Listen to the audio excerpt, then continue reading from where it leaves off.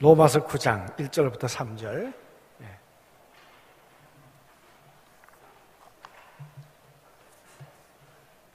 로마서 9장 1절부터 3절.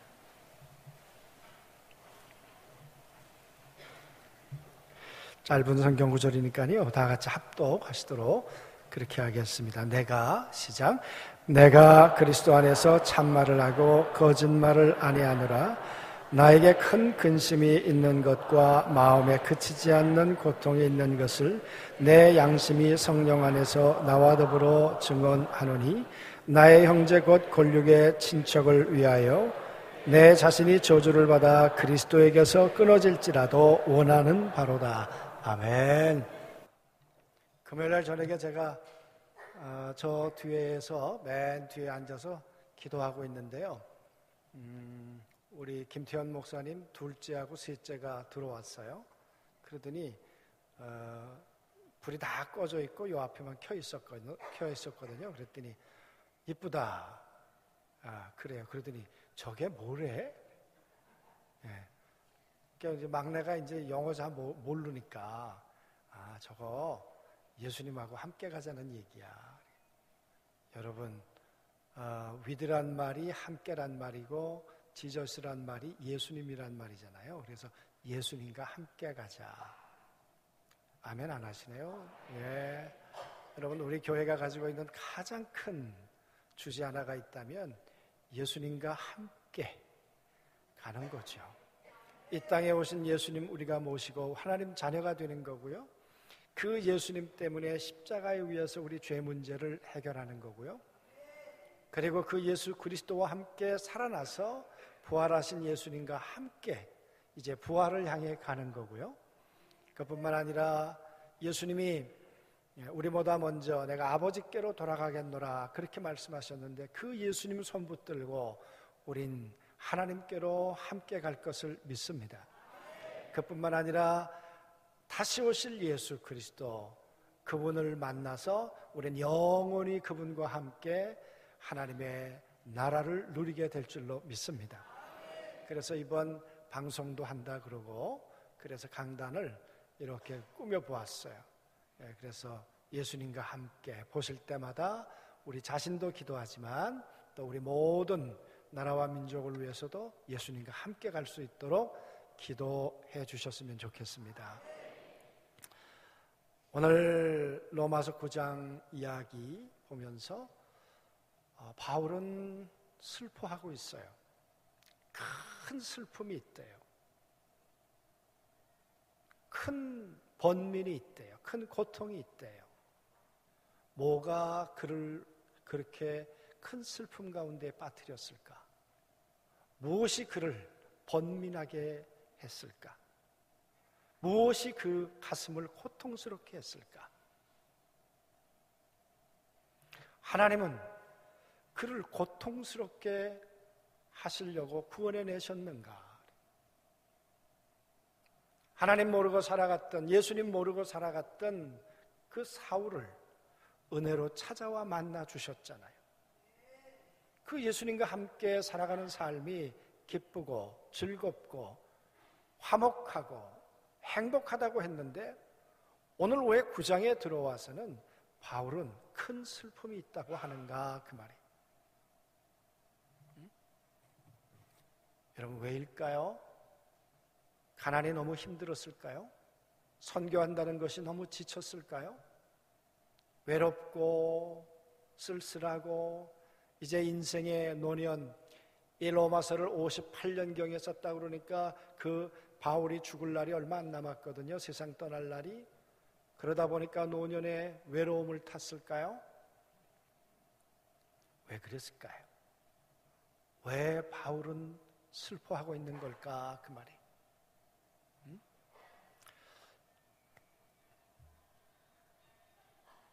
바울은 정말 의기양양한 삶을 살았던 사람이에요. 슬퍼했던 사람이 아니에요. 자신만만했던 사람이에요. 그의 학벌이 그랬고요. 그의 가문이 그랬고요. 그의 신분이 그랬어요. 그는 바리새인이었고, 그리고 그는 사내들인 공회원 가운데 한 사람이었다고 얘기를 했어요. 잘난 사람이에요. 오늘로 말하면 그야말로 난 사람이죠. 그래서 여러분, 그는 누구를 만나든 당당했고요, 슬퍼하고 괴로워하고 어쩌면 그건 사치라고 생각했을 수 있었을 거예요. 예수 믿는 사람이 이 땅에 존재해서는 안 된다고 생각하고 그렇게 이념적으로 무장이 돼 있었던 사람이에요. 똑똑한 사람이에요. 논리가 분명했던 사람이에요. 그래서 어떻게 하든지 나무에 달린 그 예수를 믿는 이 무식한 백성들을 계몽해야 되겠다. 그들을 거기서 건져내야 되겠다. 그렇게 신념을 가지고 살았던 바울이에요. 사울이죠. 바울이 되기 이전에. 그랬던 사울이 여러분 다메섹으로 가잖아요. 지금의 다마스커스로 떠나가고 있었잖아요. 그러다가 어느 날 예수님을 만났어요. 예수님이 그에게 찾아오셨어요. 자기는 예수님을 믿지 않았는데, 자기는 예수님을 버렸는데, 자기는 예수님을 짓밟았는데, 교회를 헐어버렸는데, 그런데 여러분, 그 예수님은 오늘 사울을 향해 찾아오셨어요. 로마서 8장의 이야기를 보면 사실은 그 이야기를 하고 있어요. 로마서를 시작하면서 바울은 그렇게 얘기하잖아요. 이방인들, 예수 안 믿는 사람들, 그 사람들은 하나님 앞에 어떤 존재일까? 또 유대인들, 성경을 가지고 말씀대로 살고 안식일을 지키고 그래도 남들보다는 제법 도덕적으로 산다고 하는 이 사람들은 하나님 앞에서 어떤 평가를 받을까? 여러분, 바리새인들이 얼마나 많이, 유대인들이 얼마나 많이 사람들을 비판하고 그렇게 했습니까? 그런데 바울은 그렇게 얘기해요. 이방인이건 유대인이건 의인은 없더라. 하나님 앞에서 구원받을 만한, 하나님 앞에서 칭찬받을 만한 그런 존재는 하나도 없더라. 내가 유대인으로 살아봤어. 나도 율법을 지키느라고 지키면서 살아봤어. 그런데 정말 그것 때문에 하나님의 칭찬이 나에게 올 수 있을까? 아니야. 정직한 자기 모습을 보았어. 그래서 여러분, 바울은 로마서 3장에 들어오면서 그렇게 얘기했어요. 의인이 없더라. 구원받을 만한, 하나님께서 손 붙들어서 너는 이제 내 백성이야 할 만한 사람이 하나도 없더라. 그래서 하나님의 입을 막고 하나님의 심판을 기다릴 수밖에 없는 것들이 모든 인생들이더라. 여러분, 그랬던 절망했던 인간들에게 구원의 길이 있다. 절망할 수밖에 없는 인간들에게 그 구원의 길이 뭐냐? 예수 그리스도시더라. 하나님과 함께 계시다가 이 땅에 오신 예수, 보고 들은 것을 전하기 위해서 오신 분 예수, 마음에 하나님 되기를 싫어하고 나는 보이지도 않고 들을 수도 없어서 하나님 못 믿겠다고 하는 그들을 향해서 내가 보았어, 내가 들었어, 하나님을 내가 보여줄게. 나를 본 자는 하나님을 보았어. 무리를 걸어본 사람이 있어? 그러나 나는 걷잖아. 내가 하나님이야. 죽은 자를 살려내는 거 보았어? 없었잖아. 나는 야이로의 딸을 살려냈어. 나는 나사로를 살려냈어. 하나님이야. 하나님은 무덤을 열 수 있는 전능하신 분이야. 무덤을 열고 죽은 자를 만나길 원하시는 은혜를 베푸시는 분이 우리 하나님이야. 여러분, 그 하나님의 모습을 보여주었어요. 그것 때문에 이 땅 가운데 오신 예수. 그런데 여러분, 사람들이 그 예수님을 만나지 않아요. 예수님을 부인해요. 인정하지 않아요. 그렇게 살았어요, 사울도. 그랬던 사울이 예수님을 찾아오신, 다메섹에서 찾아오신 예수님을 그가 만나고 하나님의 자녀가 됐어요. 여러분, 은혜는 만남이에요. 은혜는 죄인을 만나는 거예요. 하나님 예수 그리스도께서 용서하시고 그 죄인을 의인으로 만나주는 것이 은혜예요. 은혜예요. 오늘 바울은 그 얘기를 해요. 내가 하나님에 대해서 죄인이었는데 이제 하나님과 화평할 수 있었어. 하나님의 영광이 내게 임재했어. 하나님이 나와 함께 살고 계셔. 그리고 나는 그 하나님을 즐거워하며 나는 살게 되었어. 내 인생은 180도 변했어. 나는 새로운 피조물이 되었어. 내 영혼 속에는 하나님의 영이 내 속에 살고 계셔. 여러분, 바울의 너무도 분명한 고백이었어요. 사실이었어요. 전에는 그런 사람이 아니었는데 예수님을 만나더니 성령님을 만나서 그 속에서 성령님이 함께 살아 계셨어요. 그래서 바울은 말해요. 나는 죽었어. 내가 예전에 살았던 사울은 죽었어. 이제 나는 바울로 다시 살아났어. 나는 전에 악의 도구였는데 이제는 의의 병기로 다시 살게 됐어. 나는 전에는 죄의 왕노릇했는데 이제는 은혜가 내 속에 왕노릇하게 되었어. 나는 완전히 새로운 존재가 되었어. 그게 여러분 바울의 이야기였어요. 그러면서 바울은 7장에서 그렇게 고백하잖아요. 내가 정말 그렇게 주님의 은혜 안에 살길 원하는데, 그런데 솔직하게 내 모습을 들여다보면 정말 잘 사는가? 아니야. 예수 믿고 산다는 거 그렇게 쉽지만은 않아. 마음으로는 하나님의 법을 따라 살고 싶은데, 그런데 이 육신이 나를 죄 가운데로 끌고 가. 하나님의 뜻 가운데로 살겠다고 결심하고 기도하고 말씀 붙들고 성령의 인도를 따라 살겠다고 하는데 어쩌면 하루를 살고 보면 왜 그렇게 죄가 묻어 있는지 몰라. 그래서 바울은 말해요. 오라 나는 혼고한 사람이라. 참나 괴로워. 솔직히 나 괴로워. 여러분, 그게 바울의 이야기 아닙니까?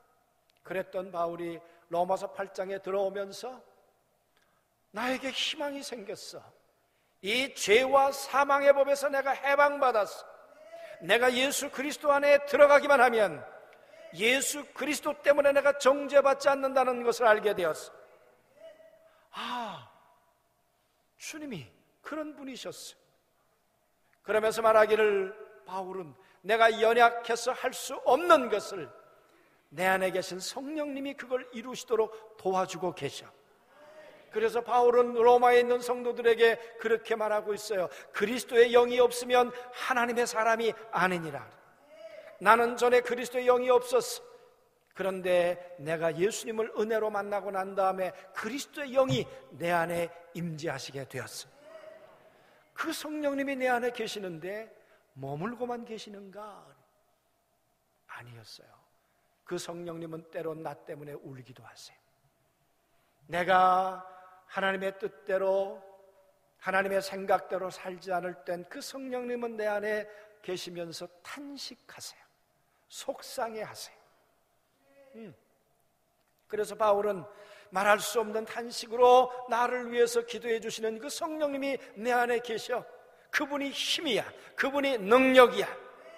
나의 삶에 기근이 있고 내 삶에 약함이 있고 내 삶에 병듦이 있고 내 삶에 무지함이 있지만, 그러나 내 안에 계신 성령님이 나를 지혜롭게 하시고 힘있게 하시고 능력 있게 하시고 나를 강하게 하시는 분이 성령님이야. 칼이냐 기근이냐 적신이냐 이 모든 것들보다 크신 분이 성령님이야. 그분이 나를 도와주셔서 끝내 나를 이기게 하시는 거야. 여러분, 로마서 8장에서 그 감격을 선언했어요. 그런데 왜 9장에 들어오면서 나는 왜 슬프다고 하냐 그 말이에요. 큰 슬픔이 나를 내 마음을 짓누르고 있다. 왜일까 그 말이에요. 왜? 오늘 바울이 가지고 있는 슬픔은 그저 감정에 겨워서, 가을이 되어서, 외로워서, 쓸쓸해서, 내 처지가 한스러워서 그래서 흘리는 눈물은 아닌 듯해요. 오늘 말씀을 보십시오. 내가 그리스도 안에서 참말을 하고 거짓말을 아니하노라. 내가 하는 말이 거짓이 아니라 말을 달면서 나에게 큰 근심이 있는 것과 마음에 그치지 않는 고통이 있는 것을 내 양심이 성령 안에서 나와 더불어 증언하노니. 이걸 표준, 그러니까 공동 번역으로 보면 이렇게 번역되어 있어요. 성령에 이끌리는 내 양심이. 성령께서 내 마음을 끊임없이 두드리면서 내 마음을 통제하시는 그 성령님이 나를 울게 하신다는 거예요. 그래서 내 안에 계시는 하나님의 영이 나를 통곡하게 하시고 나를 번민하게 하시고 나를 잠 못 이루게 하시는, 그런다는 거예요. 무엇 때문에 그럴까 그 말이에요.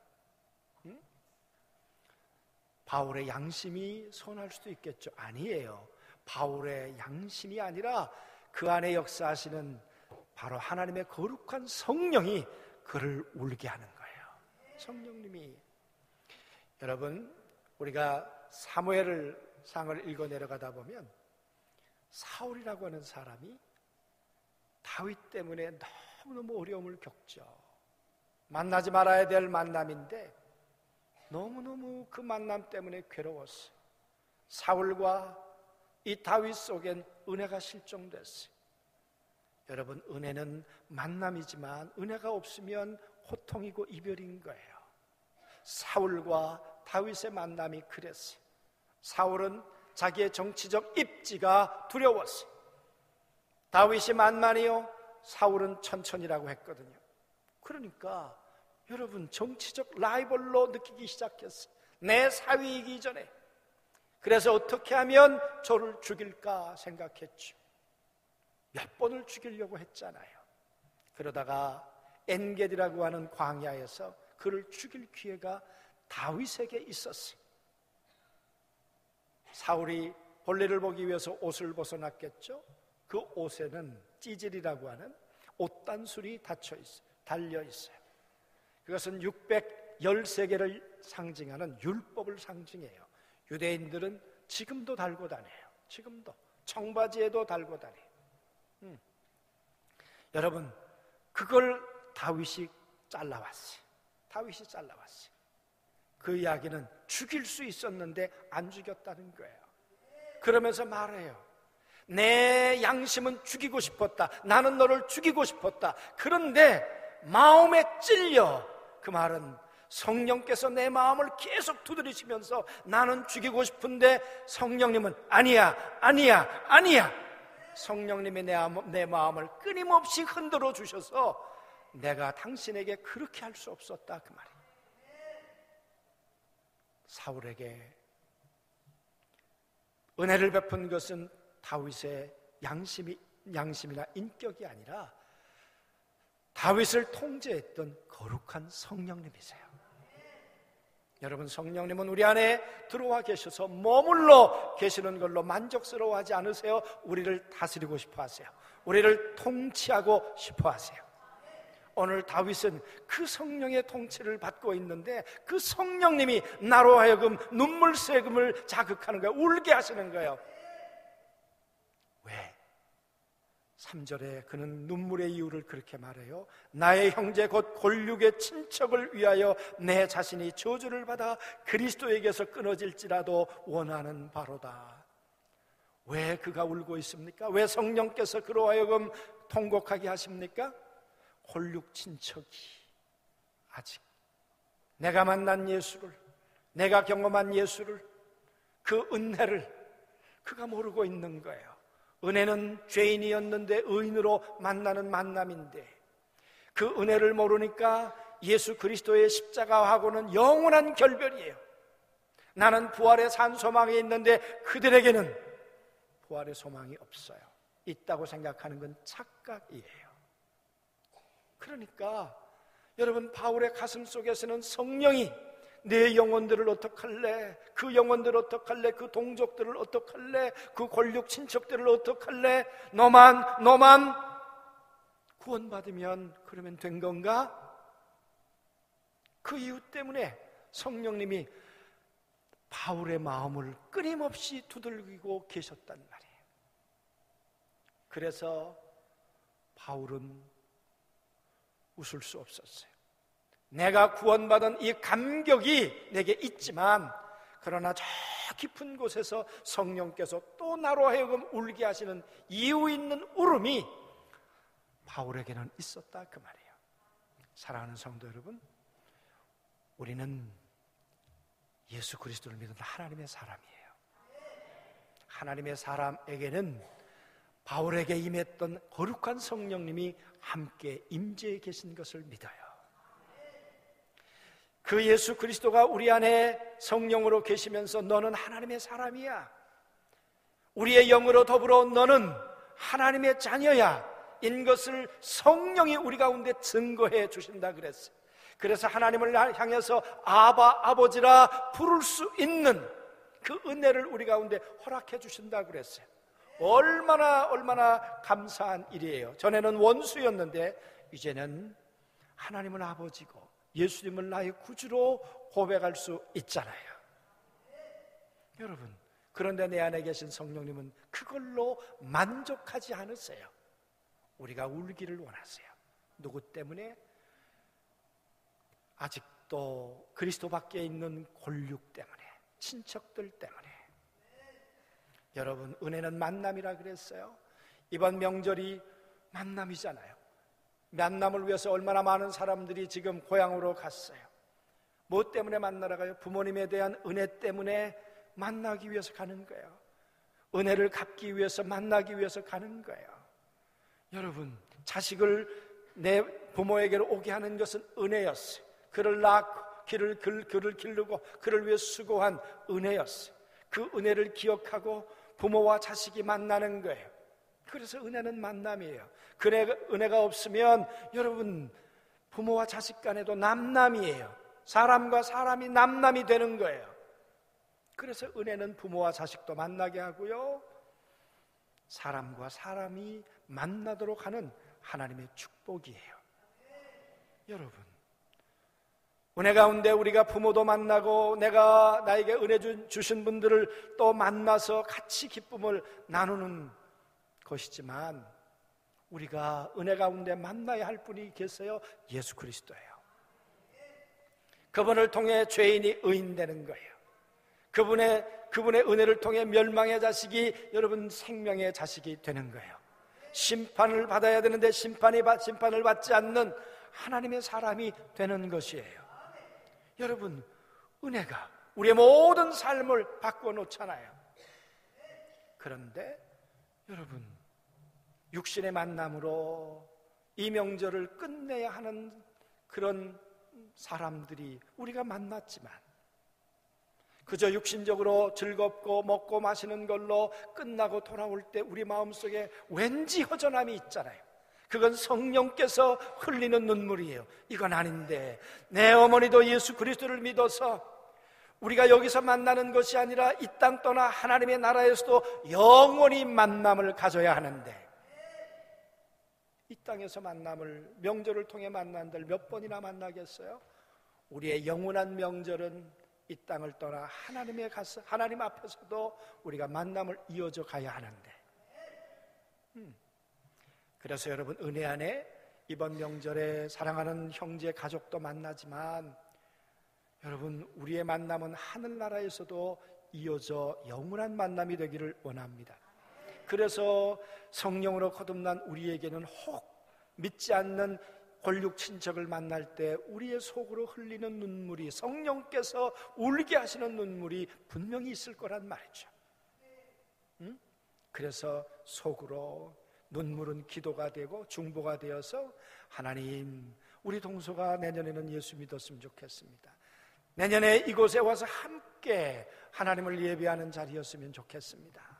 우리 어머님이 내년에는 예수를 믿고 예배당 가고 하나님을 예배하는 백성으로 함께 우리가 그 시간을 가졌으면 좋겠습니다. 할렐루야. 성령께서 울게 하시는 것을 넘어 기도하게 하시고, 성령께서 우리로 하여금 탄식을 넘어 하나님 앞에 소원을 아뢰도록 만드시는 분이 거룩한 성령의 일이신 걸 믿습니다.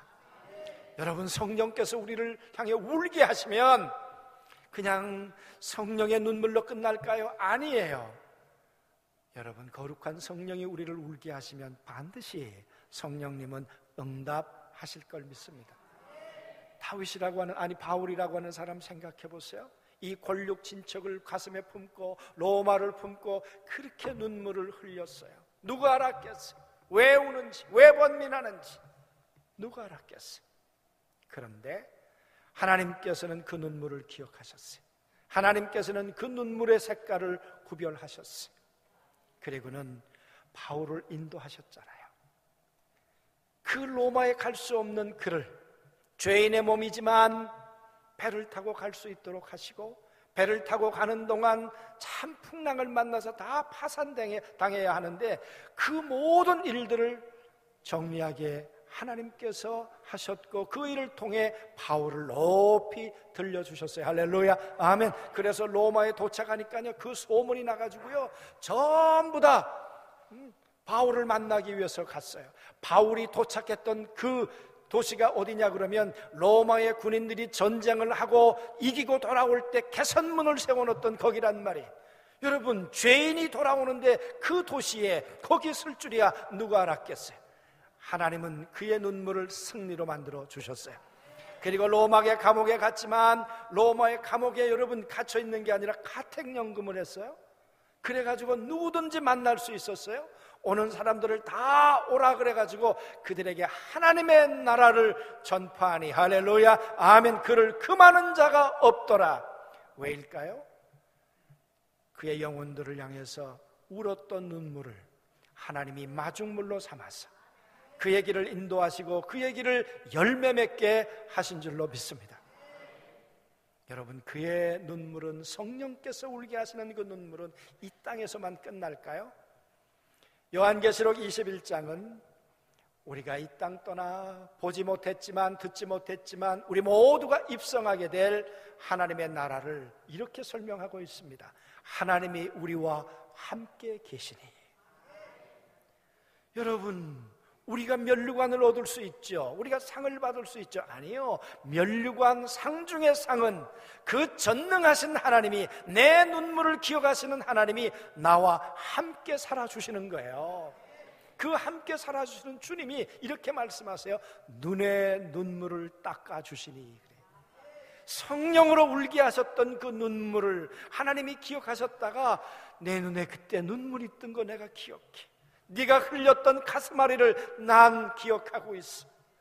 여러분, 우리가 하나님 만나는 날, 은혜로 주님을 만나는 날, 그 주님께서 여러분과 저의 눈물을 닦아주시는 은혜가 있게 되기를 원합니다. 내 팔자 때문에 우는 거 아니고요, 내가 힘들어서 물론 울 수도 있겠지만, 아니, 오늘 성령께서 두드려서 성령께서 울게 하시는 그 눈물은 반드시 하나님께서 닦아주시고 위로해 주시고 인정해 주실 줄로 믿습니다. 다시는 사망이 없는 곳에서, 다시는 고통이 없는 곳에서 주님이 주시는 영원한 위로, 그게 성령의 눈물을 흘리는 사람의 모습이라고 오늘 말씀하고 있습니다. 사랑하는 성도 여러분, 은혜는 만남이에요. 은혜를 베풀었기 때문에 자식들이 은혜 갚으러 올 거예요. 이 명절의 만남이 하나님의 축복이 되기를 주의 이름으로 축원합니다. 그런데 우리에겐 또 다른 만남, 영원한 만남에 대한 우리의 소원을 포기할 수 없어요. 그래서 성령께서 우리의 마음을 두드리시는 거라니까요. 너 기도해라. 너 믿지 않는 저를 위해서 기도해라. 그래서 여러분, 우리가 명절에 우리는 두 마음을 가지고 가자고요. 구원받은 은혜 때문에 감사하는 마음, 또 한 마음은 성령께서 아직 믿지 않는 고륙진척을 향해서 울게 하시는 그 마음, 그 마음을 가지고 가서 조금 더 수고하고요, 조금 더 우리가 손해보고요, 10만 원 주려고 그러는 거 15만 원 드리고요. 왜 아멘 안 하세요? 조금 더 손해보고요, 조금 더 내가 양보하고요. 할렐루야, 아멘.